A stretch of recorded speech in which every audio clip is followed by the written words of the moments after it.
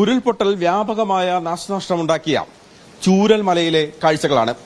ഞാനിപ്പോൾ നിൽക്കുന്നത് Vellarmala government vocational higher secondary സ്കൂളിന്റെ വരാന്തയിലാണ്. മുകളിൽ നിന്ന് ഒലിച്ചു വന്ന അവശിഷ്ടങ്ങളെല്ലാം ഈ മരത്തിന്റെയും അതുപോലെ തന്നെ കെട്ടിടങ്ങളുടെയും എല്ലാം അവശിഷ്ടങ്ങൾ അടിഞ്ഞുകൂടി നിൽക്കുകയാണ്. ഈ സ്കൂൾ വരാന്ത മുഴുവൻ സ്കൂളിന്റെ ചുമരിലേക്ക് ഈ വെള്ളത്തിന്റെ അംശം തെറിച്ച് ചെളി പുരണ്ട് നിൽക്കുകയും ചെയ്യുന്നു. നമുക്കറിയാം വലിയ പ്രയാസമുണ്ടാക്കിയ ഒരു കാഴ്ചയാണ്, അറിഞ്ഞ വാർത്തയാണ്. സ്കൂളിന്റെ കെട്ടിടം പൂർണ്ണമായി തകർന്നു, അല്ലെങ്കിൽ സ്കൂൾ കെട്ടിടത്തിന്റെ ഒരു ഭാഗം മാത്രം വെച്ച് ബാക്കിയെല്ലാം നോക്കൂ. ആ സ്കൂൾ കെട്ടിടത്തിന്റെ ഒരു ഭാഗം അവിടെ ഇത്ര താഴ്ന്നു കിടക്കുകയാണ് മണ്ണിനടിയിൽ, അത് പൂർണ്ണമായി തകർന്നു നിൽക്കുകയാണ്. അതിന്റെ ഏതാണ്ട് പകുതി ഉയരത്തിലാണ് ഇപ്പോൾ പുഴ ഒഴുകിക്കൊണ്ടിരിക്കുന്നത്. കെട്ടിടത്തിന്റെ അതായത് സ്കൂൾ കെട്ടിടത്തിന്റെ പ്രധാന ഏരിയ എന്ന് പറയുന്നതിന്റെ ഒരു പകുതി ഭാഗം, ഒരു നിലയോളം അതിന്റെ കാർന്ന് പോയിട്ടുമുണ്ട്. ഇപ്പോൾ വലിയ ഒരു നാശനഷ്ടമാണ് വെള്ളാർമല സ്കൂളിനെ സംബന്ധിച്ചിടത്തോളം ഉണ്ടാക്കിയിരിക്കുന്നത്. വെള്ളാർമല സ്കൂളിലെ ക്ലാസ് റൂമുകൾ എങ്ങനെയാണ്, അതായത് ഈ ക്ലാസ് റൂമിനകത്തേക്ക് മുഴുവൻ, അവശേഷിക്കുന്ന ക്ലാസ് റൂമിനകത്തേക്ക് മുഴുവൻ ഇപ്പോൾ തന്നെ വെള്ളം കയറിയിട്ടുണ്ട്. അവിടെ കുട്ടികളിരുന്ന ബെഞ്ച്, അതുപോലെ തന്നെ അവരുടെ ഡെസ്ക് എല്ലാം ഇതിനകത്ത് നമുക്ക് കാണാം. അവർ വരച്ചു വെച്ചിരിക്കുന്ന ചിത്രങ്ങൾ ഞാൻ മനസ്സിലാക്കിയിടത്തോളം നോക്കൂ, അവർ മരങ്ങളും മറ്റുമൊക്കെ വരച്ച് വെച്ചിട്ടുണ്ട്. ഇവിടെ ഇതാ നോക്കൂ, അവരെ ഗ്രാമത്തെക്കുറിച്ച് അവർ വരച്ചു വെച്ചിരിക്കുന്നു. വലിയ പർവ്വത നിരകൾ അവർ കാണുന്നുണ്ട്, വരച്ചു വെച്ചതിലുണ്ട്. മരങ്ങൾ അവിടെ വരച്ചു വെച്ചിരിക്കുന്നു. പുഴ ഒഴുകുന്നത്, സുന്ദരമായ നാട് എന്നാണ് ആ കുട്ടികൾ ഈ സ്കൂളിന്റെ ചുമരിൽ വരച്ചു വെച്ചിരിക്കുന്നത്. അവരുടെ ഗ്രാമം ഇങ്ങനെയായിരുന്നു. വലിയ വലിയ മലനിരകൾക്കിടയിൽ പുഴയൊഴുകിയിരുന്ന സുന്ദരമായ നാട്, താഴ്വാരത്ത് കൃഷി, മരങ്ങൾ ഉൾപ്പെടെ ഇതായിരുന്നു അവരുടെ നാട് എന്ന് ആ കുട്ടികൾ ഈ ചുമരിൽ വരച്ചു വെച്ചിട്ടുണ്ട്. പക്ഷേ ഇപ്പോൾ അതിന്റെ സ്ഥിതി അതല്ല. ആ കുട്ടികൾ വരച്ചു വെച്ച ക്ലാസ് റൂമിലെ ഇപ്പോഴത്തെ ഈ അവസ്ഥ നോക്കൂ, പൂർണ്ണമായി ചെളിവെള്ളം അടിഞ്ഞ്, അല്ലെങ്കിൽ ഇതിനകത്തേക്ക് അവശിഷ്ടങ്ങൾ അടിഞ്ഞുകൂടിയ ഒരു അവസ്ഥയിലാണ്. വളരെ നൊമ്പരപ്പെടുത്തുന്ന ഒരു കാഴ്ചയാണ് ഈ വെള്ളാർമല സ്കൂൾ അവശേഷിപ്പിക്കുന്നത്. വെള്ളാർമല സ്കൂളിന്റെ ക്ലാസ് റൂമുകളിലും അതുപോലെ തന്നെ അവശേഷിക്കുന്ന കെട്ടിടവും ഉപയോഗശൂന്യമായി തന്നെ കിടക്കുകയാണ്. യാതൊരു തരത്തിലും ഉപയോഗിക്കാൻ പറ്റാത്ത അവസ്ഥയിലേക്ക് നിൽക്കുകയാണ്. ഇതിനപ്പുറത്ത് താഴ്ഭാഗത്താണ് വെള്ളാർമല പാലം പൂർണ്ണമായി ഒഴുകിപ്പോകുന്ന അവസ്ഥയുണ്ടായത്.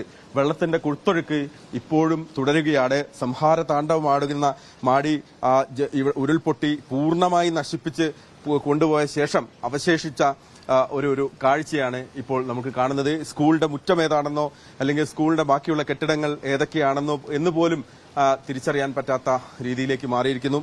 എന്തായാലും ഉള്ളു നീറുന്ന ഒരു കാഴ്ചയാണ് ഈ സ്കൂൾ. കാരണം ഈ സ്കൂളിന്റെ ഒരു ദൃശ്യം ഇന്നലെ സോഷ്യൽ മീഡിയയിലൊക്കെ നമ്മൾ കണ്ടതാണ്. ഈ സ്കൂളിന്റെ സുന്ദരമായ ദൃശ്യത്തെക്കുറിച്ച് അവിടുത്തെ കുട്ടികൾ തന്നെ തയ്യാറാക്കിയ ഒരു കാഴ്ചയുണ്ടായിരുന്നു, ഒരു പാട്ടുണ്ടായിരുന്നു. ആ സ്കൂളിനെ കുറിച്ച് അവർ പറയുന്ന കാര്യങ്ങളുണ്ടായിരുന്നു.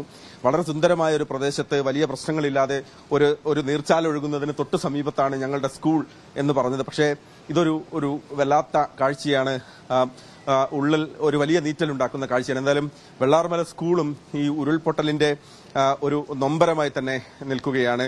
അതിന്റെ ഒരു കാഴ്ചയായി തന്നെ നമുക്ക് മുന്നിൽ അവശേഷിക്കുകയാണ്. വലിയ ദുരന്തത്തിന് ശേഷമുള്ള സ്കൂളിന്റെ ഹൃദയം നുറുങ്ങുന്ന ദൃശ്യങ്ങളാണ് മഹേഷ് പോലൂർ പ്രേക്ഷകരിലേക്ക് എത്തിച്ചത്. വലിയ സ്വപ്നങ്ങൾ ഉണ്ടായിരുന്നു, വലിയ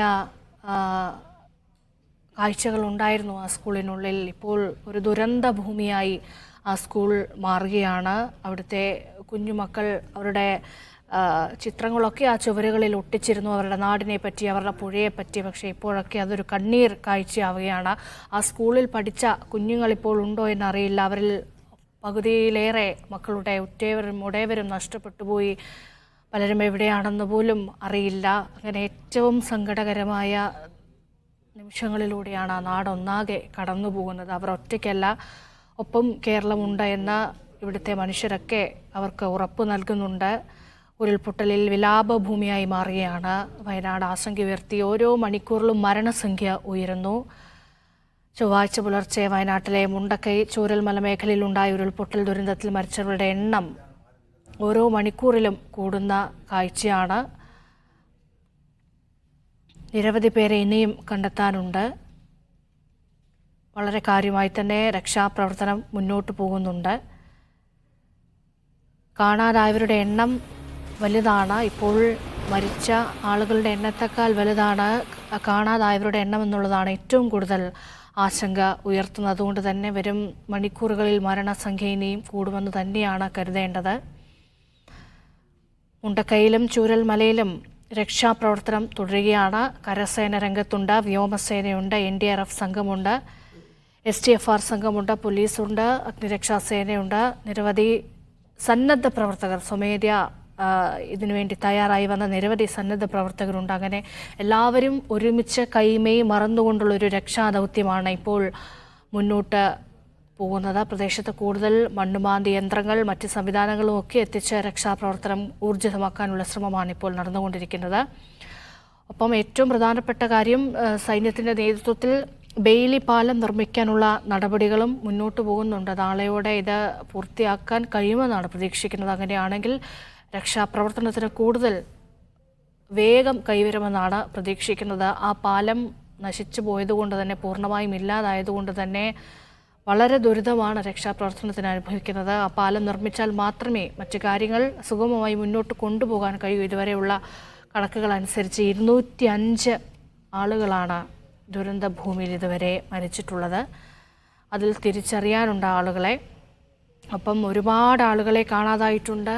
അവർക്ക് വേണ്ടിയുള്ള തെരച്ചിൽ ഇപ്പോഴും നടക്കുകയാണ്. ആശുപത്രിയുടെ മുന്നിലൊക്കെ ആളുകളുടെ വലിയ നീണ്ട നിര കാണുന്നുണ്ട്. ഓരോ മൃതദേഹങ്ങൾ എത്തിക്കുമ്പോഴും തങ്ങളുടെ പ്രിയപ്പെട്ടവരാണോ എന്ന് ആദ്യോടെ ചെന്ന് നോക്കുന്ന, വിലപിക്കുന്ന മനുഷ്യരെയാണ് കഴിഞ്ഞ 3 ദിവസങ്ങളായി നമ്മൾ കണ്ടുകൊണ്ടിരിക്കുന്നത്. ദുരന്തബാധിത മേഖലയിൽ നിന്ന് രക്ഷപ്പെടുത്തിയ വിവിധ ആളുകളെ ദുരിതാശ്വാസ ക്യാമ്പുകളിലാണ് പാർപ്പിച്ചിട്ടുള്ളത്.